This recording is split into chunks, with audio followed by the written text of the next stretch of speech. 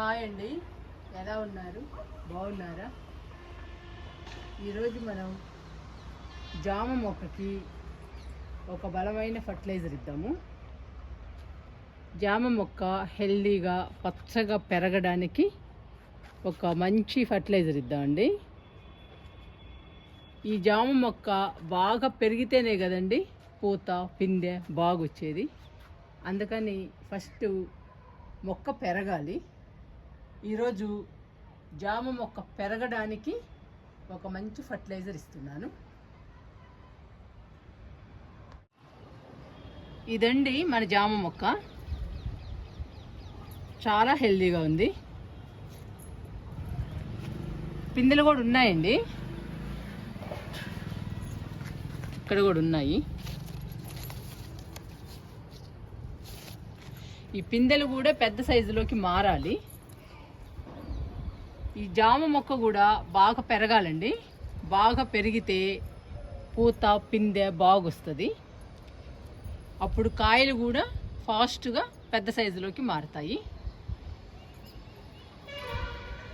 జామ మొక్క బాగా పెరగాలన్నా పచ్చగా హెల్దీగా ఉండాలన్నా మనం బలమైన ఫర్టిలైజర్ ఇవ్వాలి.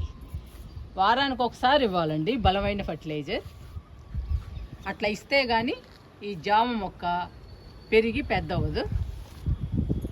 పెద్ద అయితే పూత పిందె బాగొస్తుంది, కాయలు కూడా పెద్ద సైజులో వస్తాయండి. ఇదేమో నాటు జామ, లేట్ అండి. బాగా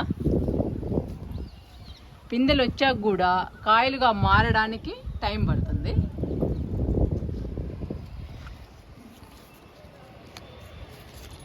ఇవ్వండి పిందెలు. కానీ ఈ జామకాయలు తినడానికి చాలా బాగుంటాయండి. చాలా తీయగా కొబ్బరిలాగా ఉంటున్నాయి. సైజు మరీ పెద్దగా లేవు, మరీ చిన్నగా లేవండి. మీడియం సైజులో ఉంటున్నాయి ఈ జామకాయలు. తింటుంటే మాత్రం చాలా బాగున్నాయి. ఇంకా ఈ జామ మొక్క పెరగడానికి మనం ఈరోజు బలమైన ఫర్టిలైజర్ ఇద్దాము.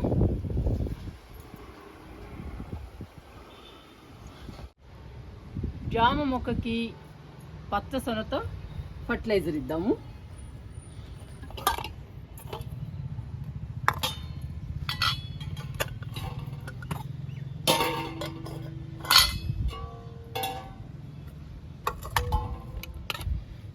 ఇదిగోండి పచ్చసొన. ఇది కోడిగుడ్డులోని పచ్చసొన. ఈ పచ్చసొనలో చాలా పోషకాలు ఉంటాయి. మొక్కకి కావలసినన్ని పోషకాలు ఉంటాయండి ఈ పచ్చసొనలో. ఈ పచ్చసొనని ఈరోజు మనం ఫర్టిలైజర్గా ఇస్తే జామ మొక్క హెల్దీగా పచ్చగా పెరుగుతుంది. పూత పిందె కూడా బాగొస్తుందండి. సమ్మర్ కదండి, మంచి ఎండలు ఉన్నాయి. ఈ ఎండలకి మనం బలమైన ఫర్టిలైజర్స్ ఇస్తూ ఉండాలి మొక్కలకి. మాకైతే చాలా ఎండలండి.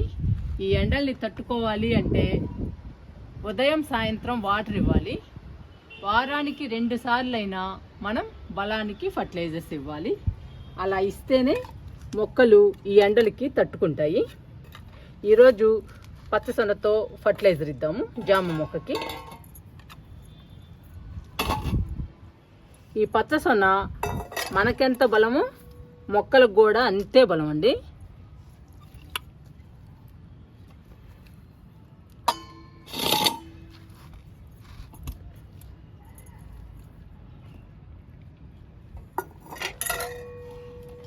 ఈ పచ్చసొనలో చాలా పోషకాలు ఉంటాయండి. మొక్కలకి కావలసినన్ని పోషకాలు ఉంటాయి. అందుకని ఈ ఫర్టిలైజర్ ఇస్తే జామ మొక్క బాగా పెరిగి పూత పిందె బాగొస్తుంది. ఇచ్చేద్దామండి ఫర్టిలైజర్ జామ మొక్కకి.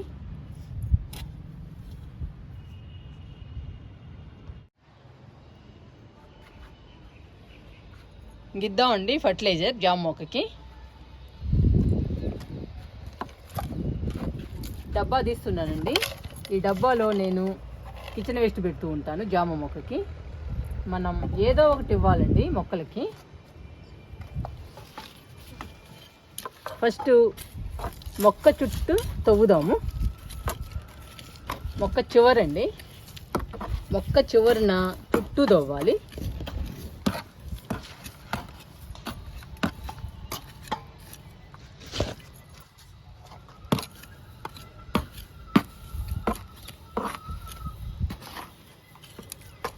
మనం ఏ ఫర్టిలైజర్ ఇచ్చినా కానీ మొక్కకి దూరంగా ఇవ్వాలండి.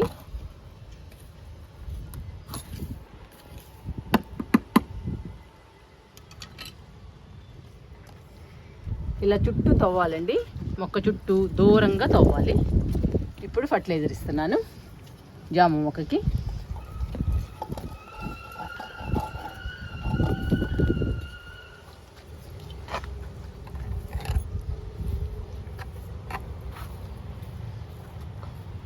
ఇలా చుట్టూ వేసేయాలి. ఇప్పుడు ఈ పచ్చసొన మీద మనం మట్టితో కప్పేసేయాలి. ఇలా ఇస్తూ ఉండాలండి మనం మొక్కలకి బలానికి.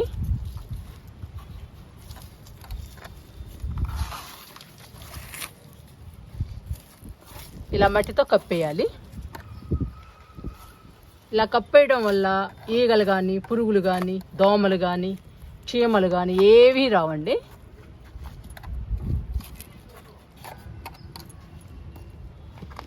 ఈ పచ్చసొన మట్టిలో కలిసిపోయి పచ్చసొనలోని పోషకాలు మొత్తం జామ మొక్కకు అందుతాయి. జామ మొక్క హెల్దీగా పచ్చగా పెరుగుతుంది. ఇలాంటి మంచి మంచి ఫర్టిలైజర్స్ ఇవ్వాలండి పండ్ల మొక్కలకి. అప్పుడేనండి పూత పిందె బాగొచ్చి మనకి తినడానికి కాయలు వస్తాయి.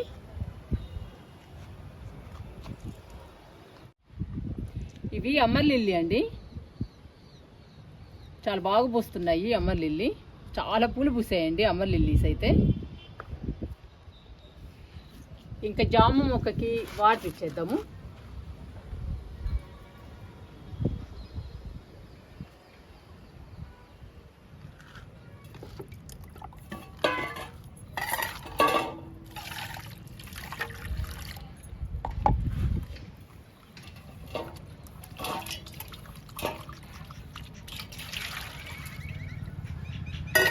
పచ్చసొన మనకి చాలా బలం కదండి, అలాగే మొక్కలకు కూడా చాలా బలము, చాలా పోషకాలు ఉంటాయి పచ్చసొనలో.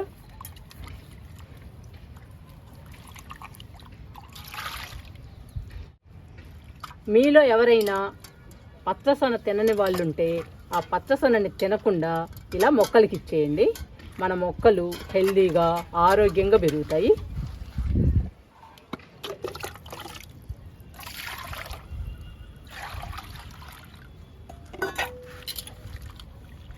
ఈ వాటర్ కూడా ఇచ్చేద్దామండి జామ మొక్కకి.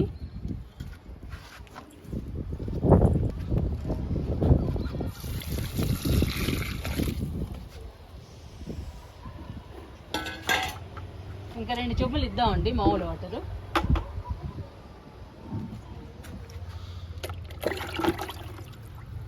రమ్ములో వేసాం కదండి జామ మొక్కని.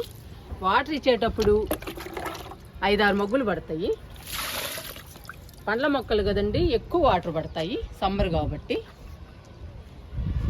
మీరు కూడా పండ్ల మొక్కలకి వారానికి ఒకసారి కానీ వారానికి 2 సార్లు కానీ బలానికి ఫర్టిలైజర్స్ ఇస్తూ ఉండండి. ఫర్టిలైజర్స్ ఇవ్వడం వలన పూత పిందె బాగొస్తుంది. మొక్కలు కూడా బాగా పెరుగుతాయండి పండ్ల మొక్కలు. సమ్మర్లో కూడా మన పండ్ల మొక్కలు హెల్దీగా పచ్చగా ఉంటాయి బలానికి ఫర్టిలైజర్స్ ఇస్తే. మీరు కూడా పచ్చసొనతో ఫర్టిలైజర్ని ట్రై చేయండి.